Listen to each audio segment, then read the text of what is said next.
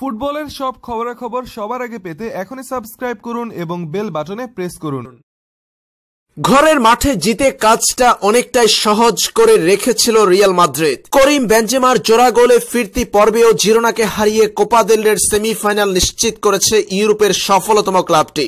জিরোনার মাঠে বৃহস্পতিবার রাতে ৩-১ গোলে জিতে ২ লেগ মিলে ৭-৩ ব্যবধানে সেমিফাইনাল নিশ্চিত করেছে সান্তিয়াগো সোলারির দল। গত সপ্তাহে সান্তিয়াগো বার্নাবিউতে প্রথম পর্বে ৪-২ ব্যবধানে জিতেছিল তারা। এদিকে ফিরতি পর্বে গতরাতে করিম বেনজেমার নৈপুণ্যে প্রথমার্ধেই ম্যাচের নিয়ন্ত্রণ নিয়ে নিয়েছে রিয়াল মাদ্রিদ। বিরতির আগে দুইবার বল জালে পাঠিয়েছে ফরাসি এই ফরওয়ার্ড। রিয়াল মাদ্রিদ ম্যাচের ২৭তম মিনিটে এগিয়ে যায় ছন্দে থাকা করিম বেনজেমার নৈপুণ্যে। বাঁ দিক থেকে কারবাহলের বাড়ানো বল দারুণ নৈপুণ্যে জালে পাঠান তিনি। এরপর ম্যাচের ৪৩তম মিনিটে ব্রাজিলিয়ান তরুণ ভিনিসিয়াস জুনিয়রের পাস পেয়ে ডান পায়ের কোনাকুনি শটে দলের ব্যবধান দ্বিগুণ করেছেন করিম বেনজেমা। প্রথমার্ধে ২-০ গোলে এগিয়ে থেকে বিরতিতে যায় রিয়াল মাদ্রিদ। এরপর দ্বিতীয়ার্ধে ম্যাচের ৭১তম মিনিটে ব্যবধান কিছুটা কমিয়েছে জিরোনা। এর ৫ মিনিট পর রিয়াল মাদ্রিদের স্কোরলাইন ৩-১ করেছেন লরেন্তে। পুরো ম্যাচে আধিপত্য দেখিয়েছে সান্তিয়াগো সোলারির দল। তবে শেষ পর্যন্ত আর কোনো গোল না হলে ৩-১ গোলের জয়ে সন্তুষ্ট থাকতে হয় রিয়াল মাদ্রিদকে।